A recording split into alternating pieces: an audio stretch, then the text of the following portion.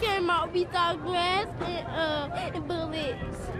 It's pretty heartbreaking when you see a child like that so terrified after that scare at the elementary school near Atlanta. But whether it's Atlanta or Columbine or Virginia Tech, Sandy Hook, school massacres have pushed administrators across our country to make schools safer, like here at Roopville Elementary in Carroll County, Georgia.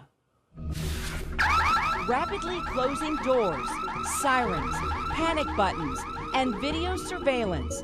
You're looking at a rural elementary school circa 2013. Craig Dotson, who's a major at our sheriff's department, has always said we can make schools absolutely safe. They'd be called a jail. You know, that's not what we want. Major Dotson helped design what Carroll County schools, an hour west of Atlanta, did want. And he led a Raising America producer through a prototype, Roopville Elementary School. When a person comes to school, they'll enter into here, but these doors here will be access controlled. They'll be locked. The only way you could access those would be to have a card that you swipe to go in. To get inside the school, they'll have to come into the office area here. So they come into here. Another part of the system, an important part, is that there's cameras throughout the campus here that can be monitored here and may be monitored off-site. If there happens to be a problem here, then what we would do is we've got some emergency panic alarms in the area here that we could activate a lockdown system within the school. So what we've done, we come in the end of last school year and we actually built these doors into these main hallways. There's several ways to activate it, but if you push a panic alarm, basically these magnets that hold these doors open will release. Not only do the doors begin to close and compartmentalize the school, throughout the school we've got sirens and speakers placed throughout the school and on the exterior of the building. Let the staff and students know immediately that there's a problem going on and they need to initiate a lockdown. The other thing is it lets them know if they're outside, if there's a problem inside the building, they may not want to come back in. The second part of that to the intruder is that we believe that it's going to let them know, it's going to create an environment that they understand law enforcement has been notified, and hopefully we can push them back out of the building.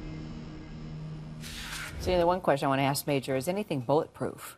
No, we have used some bullet-resistant film throughout the school in certain areas.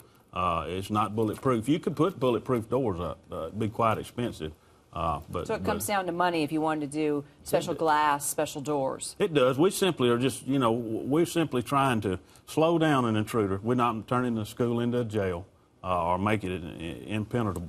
We're just slowing them down and speeding up our first response. Because part of this, it does a direct dial to the first responders where we get a direct notification prior to 911.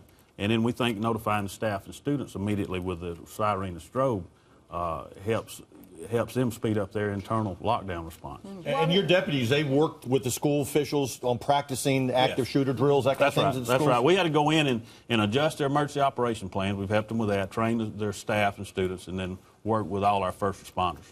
Okay, let me ask you real quickly about the bus, because studies show us that a kid disappears most likely going to and from school. That's what's most common. You've got something to try to help with that. One thing our school system implemented prior to this school year, on every bus driver has a key fob panic alarm.